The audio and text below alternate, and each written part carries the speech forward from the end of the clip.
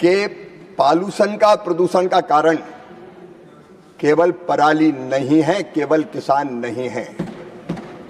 जब भी दिल्ली में धुआं बढ़ता है तो किसानों को दोषी ठहरा दिया जाता है, लेकिन अब ये वैज्ञानिक साइंटिफिक तरीके से भी ये सिद्ध हो चुका है कि शीतकाल में भी जब पॉल्यूशन होता है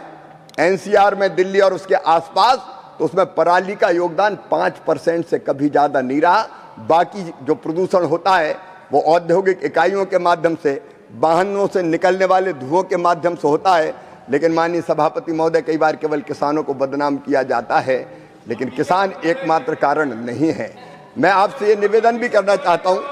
वाजपेयी जी ने जो सवाल पूछा है, हमने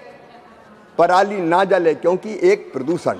लेकिन प्रदूषण के अलावा दूसरी दिक्कतें भी पराली जलाने से पैदा होती है। माननीय सभापति महोदय, किसान पराली इसलिए जलाता है कि हार्वेस्ट करने के बाद कंबाइन हार्वेस्टर से उसके डंठल रह जाते हैं, तो उसका प्रबंधन उसके लिए काफ़ी कठिन है और आसान लगता है कि उसमें आग लगाओ और बाद में अपनी बौनी कर लो। लेकिन आग लगाने के कारण मित्र कीट मारे जाते हैं, हमारे जो न्यूट्रेंट है वो लगभग समाप्त हो जाते हैं, ऑर्गेनिक कार्बन समाप्त होता है, मिट्टी की उर्वरकता समाप्त कम होती चली जाती है,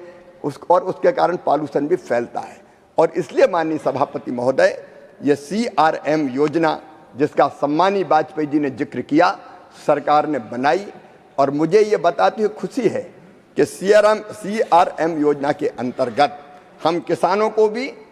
जो मशीनें अलग अलग आती है उन मशीनों पर 50% सब्सिडी देने का काम करते हैं। लेकिन अगर FPO या वैसी संस्थाएं कस्टम हायरिंग सेंटर खोलना चाहे तो उसके लिए सब्सिडी है 80%। मैं माननीय विद्वान सदस्य के प्रश्न के उत्तर में कहना चाहता हूं कि किसान भी इन मशीनों को खरीदकर